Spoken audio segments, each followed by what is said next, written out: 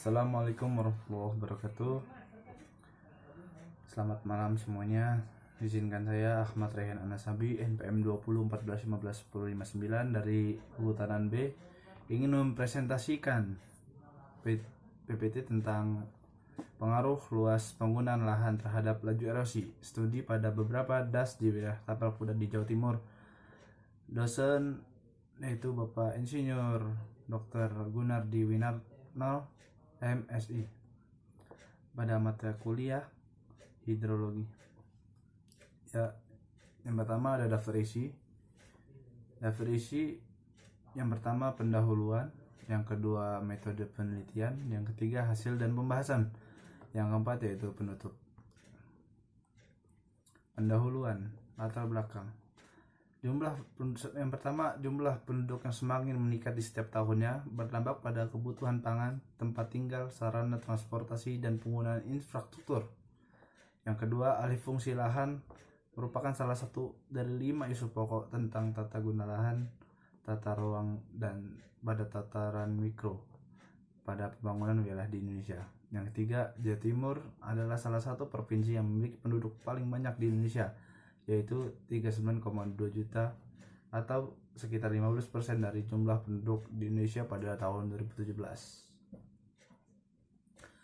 Ya, yang pertama ada perumusan masalah. Di sini bisa kita baca bersama. Perkembangan pembangunan yang cukup pesat di Jawa Timur.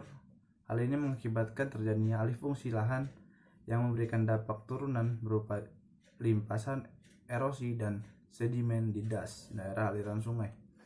Yang kedua, tujuan penelitian. Tujuan dari penelitian kali ini adalah untuk menganalisis pengaruh luas penggunaan lahan terhadap laju erosi. Ya, selanjutnya ada landasan teori. Yang pertama, landasan teori. Peristiwa erosi pertama, peristiwa perpindahannya atau terangkutnya tanah atau bagian dari tanah dari sesuatu tempat ke tempat lainnya oleh media alami. Sitanala tahun 2010. Selanjutnya ada analisis data. Data curah yang digunakan pada data curah hujan tahunan dengan panjang periode rekaman mulai tahun 2005 sampai 2014. Ini berikut adalah gambar dari analisis data, bisa dilihat bersama-sama. Selanjutnya ada analisis data.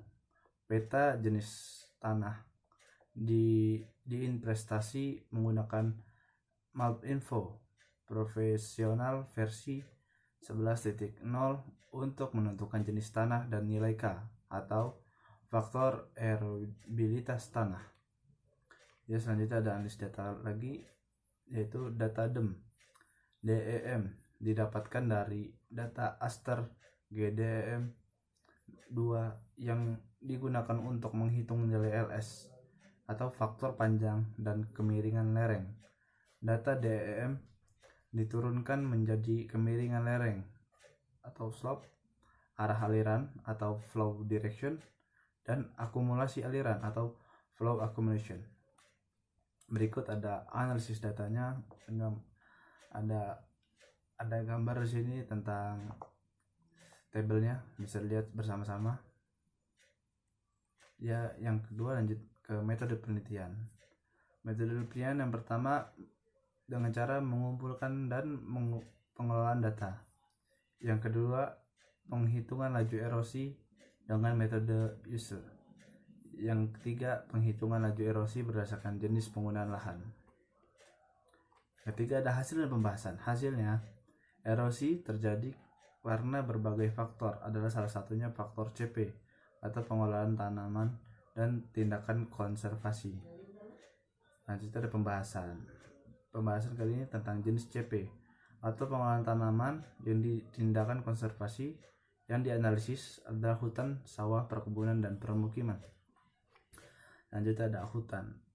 Bisa dilihat, hutan adalah menurut Undang-Undang tahun nomor 41 tahun 1999 merupakan salah satu kesatuan ekosistem berupa hamparan lahan berisi sumber daya alam hayati yang didominasi pepohonan dalam persekutuan alam lingkungannya yang satu dengan lainnya tidak dapat dipisahkan.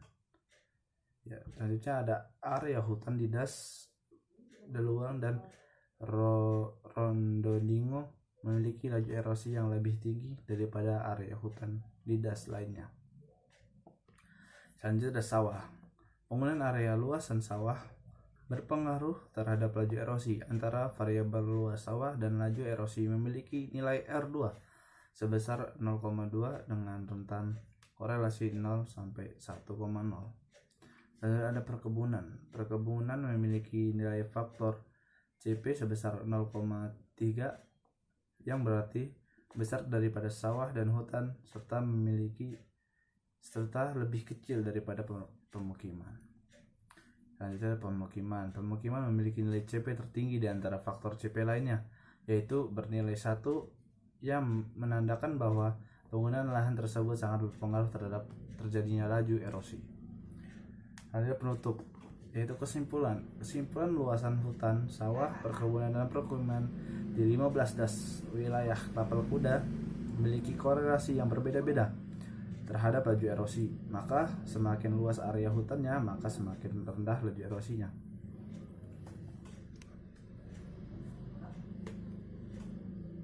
Terima kasih. Assalamualaikum warahmatullahi wabarakatuh.